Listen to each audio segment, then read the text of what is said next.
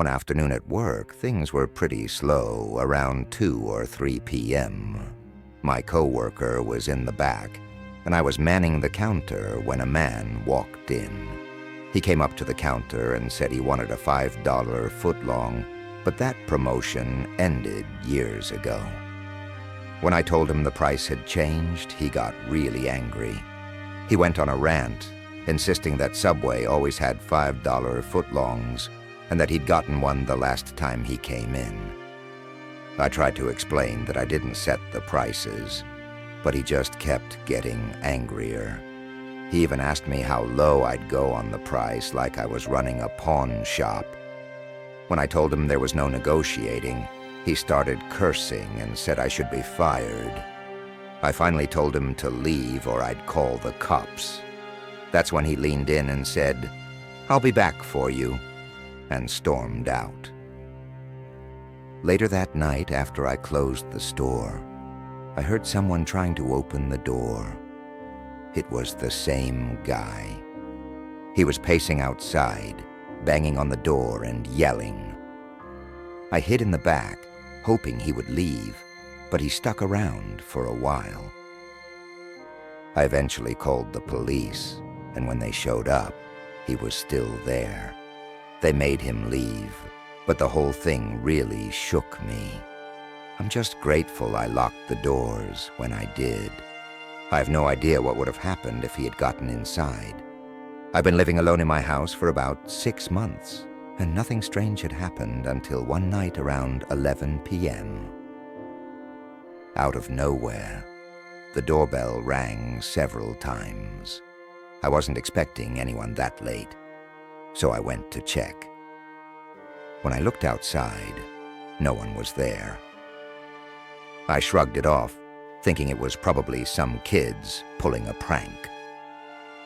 But then, a loud knock came from the door again. I rushed over, but once more no one was there. At this point, I was sure it was just some neighborhood kids messing around. I went back inside, hoping it was over. A few minutes later, I heard banging, not only on the door, but on a window, too. I quickly ran to the door and managed to catch a glimpse of 3 men running down my driveway. These weren't kids. They were much older. That's when I realized it wasn't just some harmless prank. I tried to stay calm, but then I heard another loud knock, followed by the sound of glass shattering. I ran to the front door and saw my window had been broken. Furious, I rushed outside and saw the same 3 men fleeing toward a house down the street. I called the police, and they quickly responded. Turns out, the people living in that house were known for causing trouble.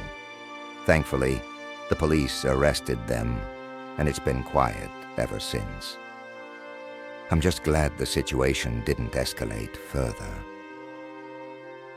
About 5 years ago, I lived in an old apartment building. My new neighbor, Arthur, moved in next door, and from the start, he gave off weird vibes. The first time we met, he startled me by tapping on my shoulder from behind. It was awkward, and I could already tell something was off about him. After that, Arthur seemed to be around every time I left my apartment. He'd always ask if I wanted to come over to his place, but I turned him down every time. It was getting annoying, and I started avoiding him as much as possible.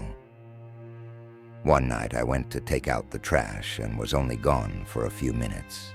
When I came back, something felt wrong. As I was getting ready for bed, I heard a noise coming from my broom closet. Curious and a little nervous, I opened the door. And there was Arthur, just standing inside. I screamed and ran to my bedroom, but he followed me. I barely made it into the bathroom and locked the door just in time.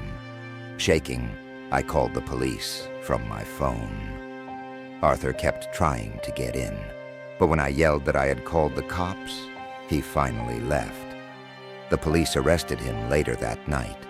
It turns out he had a history of breaking into apartments. I'll never forget how terrifying it was to find him hiding in my own home. That night still haunts me to this day. One evening, my friend and I decided to walk to a nearby Burger King. It was getting dark, but we had always felt safe in our neighborhood, so we didn't think much of it. When we got there, the restaurant was strangely quiet. Only a couple of workers and a few customers were there. We ordered our food and sat down to eat. While we were chatting, we noticed a man sitting in the corner. He'd been there earlier, but had left for a bit. When he returned, he had a large bag with him. He sat down much closer to us than before, which felt weird. Then he pulled out a laptop and started fiddling with it. My friend nudged me and motioned for me to look over. I glanced at the screen, and what I saw made me freeze. The man had positioned the laptop so we could see what was playing on it. 2 women were restrained and being whipped. The content was disturbing and completely inappropriate for a public space. To make it worse, the volume kept getting louder, filling the quiet restaurant with the disturbing sounds. My friend and I felt incredibly uncomfortable, so we quickly grabbed our things and left. As we walked out, I noticed the man heading toward a black van parked outside. Feeling scared, we rushed into a nearby gas station and hid inside for about half an hour. The van stayed in the parking lot for a while, but eventually it drove off. We were shaken and didn't feel safe walking home, but we eventually made it back.